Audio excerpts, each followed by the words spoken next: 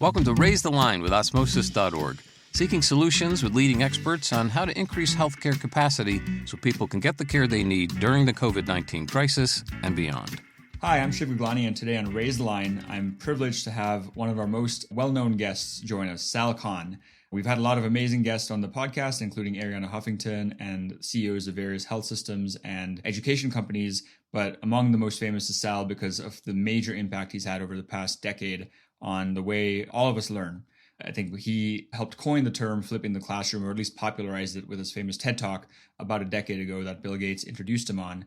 And as you know, he's the founder and CEO of Khan Academy, which has reached tens of millions of learners, been translated into over 40 languages. And we owe a lot of our roots at Osmosis to the work he's done because he had hired Rishi Desai, our chief medical officer, to begin Khan Academy Health and Medicine before he joined Osmosis. So Sal, it's a total privilege to have you on the podcast today. Great to be here.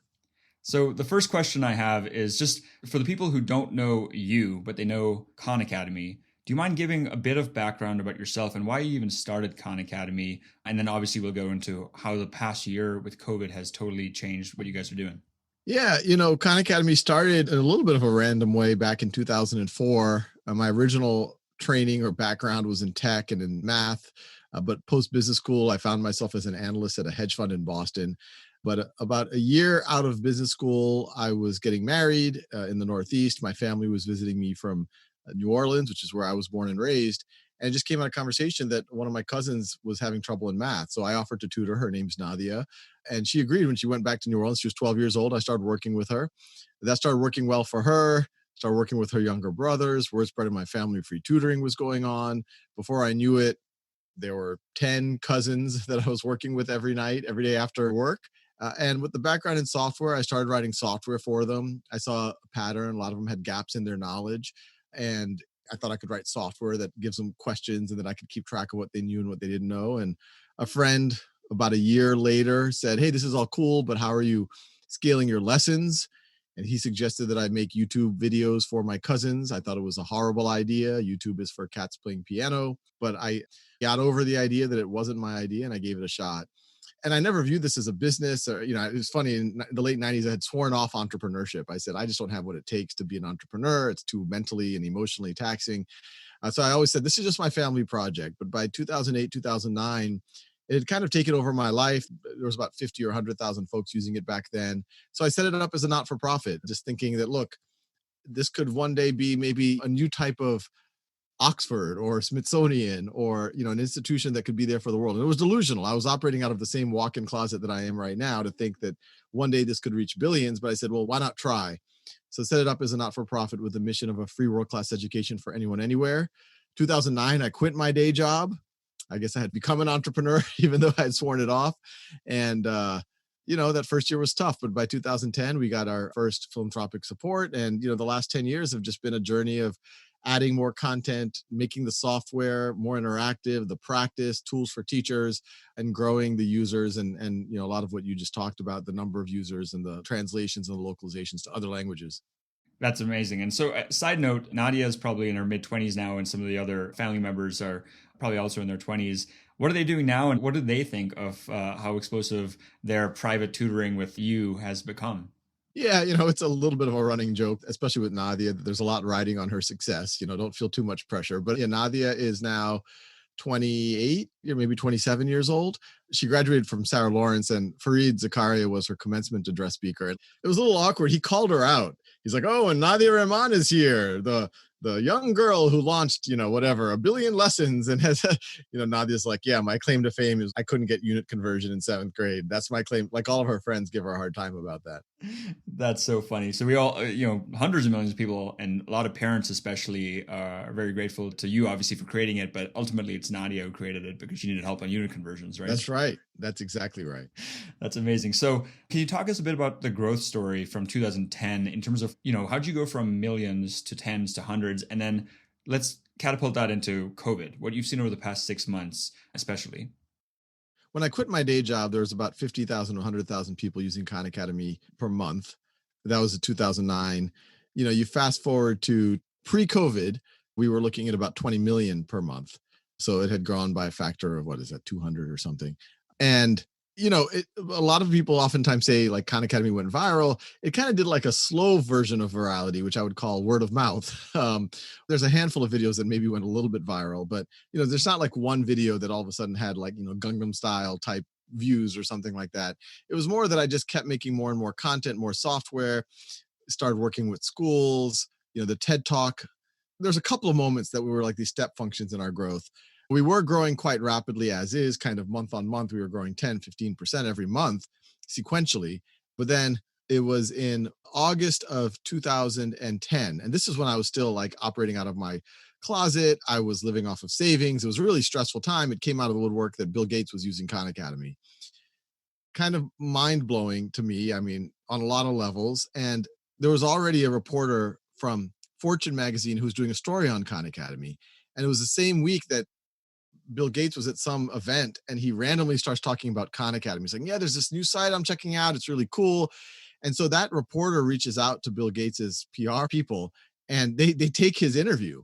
And like, he's telling me, he's like, hey, I just called Bill Gates. I was like, what? You can do that? You can just call up Bill Gates? And he's like, yeah, and he's taking the interview. I was like, what's the interview? He's like, the interview is about you. And I'm like, what? So it was kind of one of these crazy moments. But the reporter, that first article in Fortune magazine, when it came out at the end of August, was Sal Khan, Bill Gates' favorite teacher. And I felt like serious imposter syndrome. I was like, am I? Did he say that? Because I don't want him to think that I said it. But that article took us from about 100,000 people every month to about 250,000 people every month were using Khan Academy. You fast forward to April of 2011, that's when the TED Talk came out. And that one actually did kind of go viral just as a TED Talk. And then our usage went to 1 million. Then we were in 60 Minutes that summer. It got to like 2 or 3 million a month. But then since that 3 million to get to like 20 million, it's just been, steady word of mouth and people just stumbling on it through search and whatever else. And then COVID hits, and COVID, in learning time, we saw 3x. In terms of number of people, we saw about 50 or 60% increase, and they were spending 50 to 60% more time each. So now we're looking at, on the order of 30 million folks every month, and they're spending, pre-COVID, they were spending about 30 million learning minutes per day. And then in the spring, we were seeing them go up to about 80, 85 million learning minutes per day. Wow, that's an incredible story. And I love the mix of serendipity that sometimes happens. It sometimes feels when it rains, it pours. Bad news and good news, right? That same week, Fortune was covering you. Bill Gates was mentioning you at a conference. So speaking of when it rains, it pours, obviously 2020, we're in a really pouring year in terms of how many absurd things have seemed to happen this year.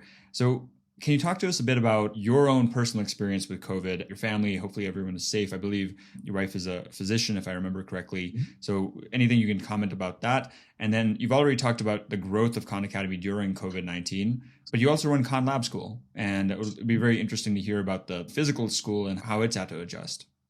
Yeah, COVID, it's been suboptimal for most folks, including ourselves. Actually, I mean, there've been places that I'm a little guilty admitting that I enjoy not having to travel, and the efficiency of Zoom and not have to worry about looking too professional, below the camera cutoff line. So those have all been wins. And look, in the whole scheme of things, I've been very fortunate. We have a nice house with a backyard where our kids can play. Our mother-in-law lives with us, so we have extra supports. I get to work from home. My wife is a physician, but now she's able to spend several days seeing patients remotely. So we have all the supports that anyone would ever want for something like this. And, and as I said, some of the silver linings have been less travel, more time with kids, just to be able to have lunch with them. COVID has had a way of kind of editing your social life, and I think in a good way. So it's a lot less of the big mixer party type gatherings where it's like small talk, but you're more of the let's hang out in a backyard with masks on and sit around a fire and have good conversations with our closer friends and family. So yeah, it's been fine from our point of view. We're very fortunate. KLS is a school I started back in 2014.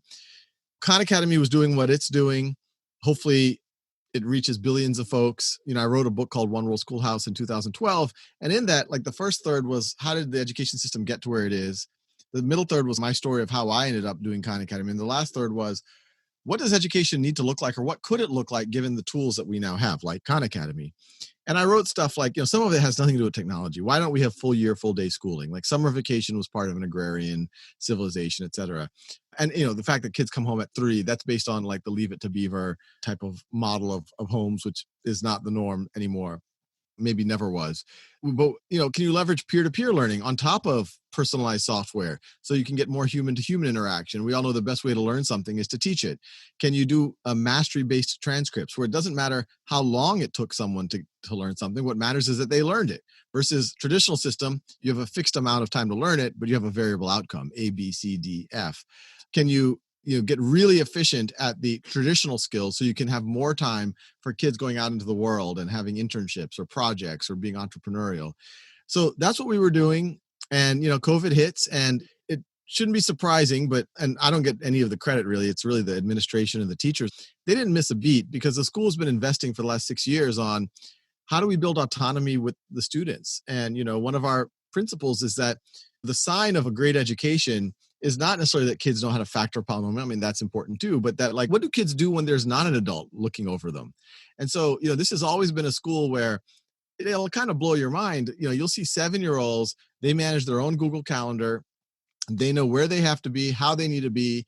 They know how to run a meeting agenda better than most adults, much more efficiently. And so these kids are very independent. And so when COVID hit, and the teachers are very tech savvy, and it's always been, whenever you have live interaction, it should not be about lecturing. It should be about Socratic dialogue, problem solving. And then the kids had the agency to kind of do what they need at their own time and space. So, it's been still suboptimal. The socialization, all of that definitely got hurt, but they've done, I think, about as well as you could expect. That's pretty incredible. I mean, I obviously knew a lot about the pedagogy at KLS, but I had no idea about the, I think maybe whatever you're using to train 7-year-olds to set good meeting agendas and use Google Calendar, we should probably watch those videos too. No, they're better than me. I'm not as structured as some of these kids are. That's incredible. It makes me scared, hopeful and scared about what the next 10, 20 years will look like. Obviously over the past decade, you all have expanded into a lot of areas. I mentioned Rishi, our chief medical officer, helped work with you to create Khan Academy Health and Medicine. You partnered with the folks who make the LSAT on Khan Academy Law, same with the College Board and free SAT, ACT prep, and then Bank of America, I believe, on financial literacy. So tons of partnerships. Can you talk to us a bit about some of the most impactful partnerships and how you see partnerships playing a role in the success of what you've done at Khan Academy? Yeah, I mean, you just listed most of our major partnerships over the years. Partnerships can be really powerful, but you have to kind of go into them with eyes wide open too. But, all of these partnerships helped either resource or validate or amplify parts of this mission in really powerful ways. I think that's what the value of partnership is that you don't have to do everything yourself. There's other folks there that, you can amplify each other. A lot of times 1 + 1 is equal to 3 or 5.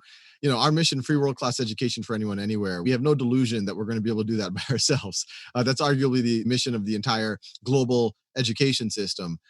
Totally. And I've seen some of the most impressive ones I've seen are with telecom providers in traditionally under-resourced countries like Brazil or in the African continent, where they provide free Khan Academy, wouldn't affect the data plan. And do you think you'll see many more of those with COVID, or has that already ramped up because of COVID? People can't go to schoolhouses anymore, so they need access to either downloadable material or through their mobile phones to your resources. Digital divide and internet access is obviously foundational for Khan Academy to be able to do its work. And I would argue it's foundational for people to even participate in the economy these days. There's probably even a health aspect of it. It's foundational to just kind of be educated and take care of your family and things like that. What you've alluded to in like Telcel in Mexico, they zero rated Khan Academy on cell phones. So if kids are learning, that kind of stuff is cool. We want to support as much of that as we can and get as many people to do that as possible. So one very negative thing of COVID, a big dark cloud of COVID has been the digital divide issue. Large chunks of the population, even wealthy countries like the US, 20, 30% don't have sufficient internet access. And so those kids are not able to engage the way they need to. If there's a silver lining, I've never seen more energy around closing the digital divide at home than I've seen in the last 6 months. So hopefully, fingers crossed, we see some movement. And, to make it tangible, we've already done in the US, we've done 2 trillion of stimulus packages. What people are talking about going forward is another $2 to $4 trillion. 1% of a trillion is 10 billion. 1 or 2% of one of these rounds of stimulus is probably sufficient to completely close the digital divide in the United States so that this isn't an issue. And I don't know what the other 98% is. I mean, there's some good things in there, but this seems like a real no-brainer that would be a huge investment in human capital and infrastructure in the country. That's an incredible way to put it. I mean, we've all heard of the stories of in the US, under-resourced students in rural places or urban centers having to go to McDonald's, sitting in the McDonald's or parking lot to use the internet and access resources like Khan Academy. So going into 2020, a lot of us were making predictions about what the new decade would bring. And I don't think any of us predicted even a third of what's happened this year. What were your predictions going into 2020 for Khan Academy and for the education system as a whole? And what do you think is different now based on what's happened this year? What I've been telling the team at Khan Academy is we're kind of entering into phase 3 of our organization. Phase 1 was me tutoring cousins, operating out of a walk-in closet, just trying to show the world that this is a viable project. It's worth supporting. It could make a dent in the universe. Phase 2 was when Google and Bill Gates and all these people, we need more funding. Sometimes when I mention Bill Gates or Google, people are like, oh, they have as much money as they need. No, they're keeping us hungry. So we need more support. But, when we started getting validation from some of these very serious people and started getting resources to start building out a team and getting office space and whatever else, that was phase 2, where we showed that we could scale to tens of millions. We ran efficacy studies. We scaled our content. We now have all of math from pre-K through core of college. We're doing a big push in the sciences, so we can have all of the sciences from in middle and high school. We've even started to dabble in the social sciences and in language arts, and obviously all the translation projects, the efficacy studies in school. So that this last 10 years has been proving that out. Like, we can scale to many, many tens of millions of folks. And that by itself, we're proud of, very proud of. It's a huge, the social return on investment, where the budget of a large high school, we reach over 100 million folks every year. But the next phase, and I tell this to the team, I tell this to funders, this is where we need to really start delivering on free world-class education for anyone, anywhere, which to me means moving the dial for countries, which, I get a little stressed when I say it, but I think that's the task at hand for Khan Academy. Because, on one level, I'm like, Sal, are you being delusional? Because, the US spends several $trillion, I think $1 trillion a year on US education. We're a vapor of that, but we have reason to believe that the way we do it, with the scale, the efficiency, that we can really empower teachers, we can really empower families, really empower students. And to be clear, I don't view this as a replacement for traditional education. I view this ideally as something that can superpower what a teacher can do or what a family can do. So that's where we are. And so if I were to make a prediction for the next decade, I run optimistic, is that we actually do start to move the dial. The US is where we're the most fleshed out, but we're very deep in places like Brazil, in Spanish-speaking Latin America, and India. I hope we can start showing we're moving the dial for districts, for states, and in some cases even countries. The 3 pillars of Khan Academy I've always talked about. Pillar 1 is, can we make all the course materials available from pre-K through the core of college? Second one is, can we do it in a way that's optimally engaging and personalized? And the third one is, can we take those artifacts and create credentials or signals that matter to the world? I think in the next decade, those things are going to happen. You're going to see pathways that are competency-based. That doesn't matter if it took you 2 weeks or 2 years to learn it. If you learned it, you learned it, and everyone in the world or everyone in the country is going to recognize it, and it's going to unlock doors for higher education. It's going to unlock doors for apprenticeships. COVID, in my mind, just accelerates all of this. A lot of this stuff that I say, maybe in 5 years we'll get to the credentialing, or maybe in 10 years we'll get to peer-to-peer tutoring. COVID's made me say, no, we got to do this like next month if we can. And so I've spawned up a couple of side nonprofits that are very complementary and are kind of layered on top of Khan Academy to do peer-to-peer tutoring. So schoolhouse.world, anyone can get free tutoring there now, or anyone can be a tutor if they're vetted. It's also doing certification. You master something on Khan Academy, submit a video of yourself doing it while explaining it out loud to the Schoolhouse community. You'll be peer reviewed, looks legit. We say you've mastered it on your transcript, and you get a video artifact of it. And University of Chicago just announced last week that they're taking that into consideration for this year's admission cycle. And they're giving scholarships based on your performance there. So, I see all of this is just going to get accelerated because of all the strangeness of the past year. I love that. I mean, that's tremendous. I didn't know that about the side nonprofits. I've always said at Osmosis that, you have very high intent learners who want to get into residency, get into med school, get into nursing school. And the application process, the one size fits all, write a personal statement, in some ways it's useful, but in other ways, take these high intent people and have them do something helpful, right? Stack Overflow is a very successful computer science site where very high intent people could give back to the community teaching how to code. And for med schools, we were like, well, instead of just applying with your personal statement, how about you go and translate a Wikipedia article to another language if you can do that, or edit a Wikipedia article if you can. So it sounds very similar. Or tutor other people on the MCAT. I mean, that's the ultimate, what could be more powerful than a high MCAT score? If you're an MCAT tutor. you know, so the ultimate certification on Schoolhouse, the first level is you showed mastery on Khan Academy and you've submitted a video, so it doesn't look like you cheated. But the highest level certification is you're a highly rated tutor in that unit in calculus or physics or biology. And if someone has that, honestly, that's great for college. That's great for graduate school, for med school. And frankly, I'd hire that person. I don't even care what their GPA is in college. If they're a highly rated tutor in like some topics that I really care about, not only do they have subject matter mastery, but that means that they're great communicators. They have empathy. They have patience. That seems like a winning mix. That's a really good point. That's something I'm going to look that up after this interview and see if we can. I'm recruiting you to teach. Yeah, I'll carve that out for sure. I mean, that's actually how I got into education. I don't know if you know this, but when I first met Rishi at a TED Med, I actually asked him for an intro to you 7 years ago because I was writing a book for college admissions and SAT and ACT prep. I don't know if he ever passed that request along, but certainly it was something I was very respectful of what you had accomplished even back in 2013. So I know we're coming up in time. One question that we always like to ask our guests is, since our audience consists of millions of current and future healthcare professionals primarily, what advice would you give to somebody considering a career in healthcare, or any one of your students who may be considering that career, especially given what's happened with COVID? Yeah, take anything I have to say with a grain of salt. I've been my wife, and we started dating when she was a first year med student. So I've observed her medical career. So I'm close to it, but I'm not a doctor. I was an MCAT instructor for Princeton Review, incidentally. My advice, I mean, one, it's an amazing profession, but it's always good to go in with eyes wide open. Like, not to, I'll say the obvious stereotype that many say South Asian families, like where you and I grew up. They view the medical profession as like everything, and if you're not that, maybe it's nothing. And so I think you really have to introspect as to why you're doing it. Are you doing it because your family or your culture is telling you that this is the only way to do it, or it's a way to have a secure life? And look, those are all legitimate things. You need respect, you need money and job security and all this. Or is it really about moving the dial for people? Because when you see the actual work of doctoring, it's a service that you're doing for people. And that goes both ways. I think for people with the right mindset, they like being in service to other people. Well, I think for others, they're like, oh, this is hard. Like, I wish I had a desk job and was able to write software, record videos like Sal and stuff like that. So I've met people who are on either side of that. And I would say the other thing is, I think it's a really exciting time to go into medicine because there's so many opportunities for improvement in terms of how healthcare, I think the intersection between health and education is a really interesting one.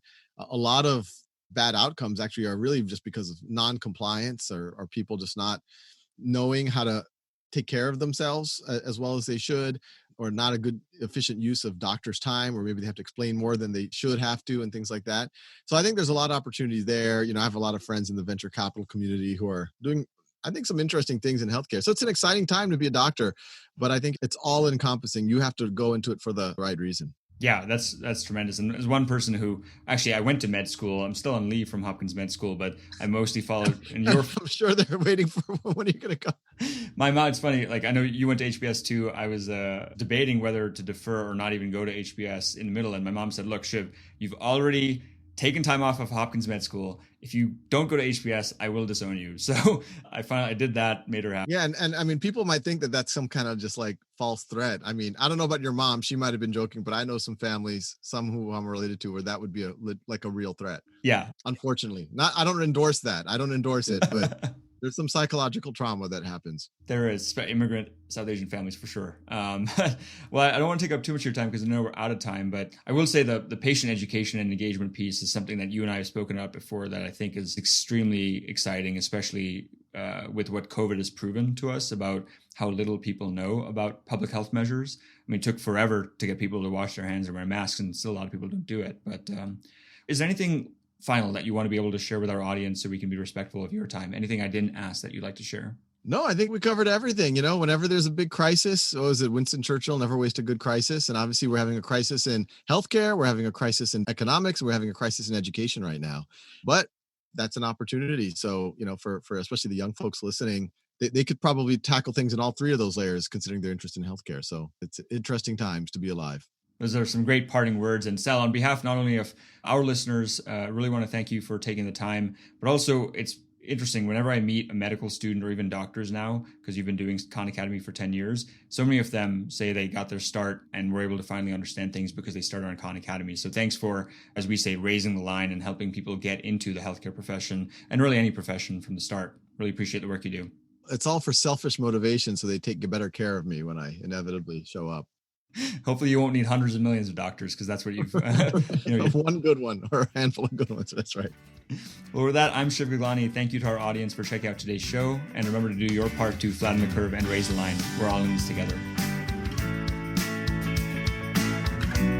For more information on how you can help raise the line and flatten the curve, go to osmosis.org/COVID-19. If you like this podcast, please share it on your social channels. You can also subscribe to the series and check out all of our podcasts at osmosis.org/raisethelinepodcast.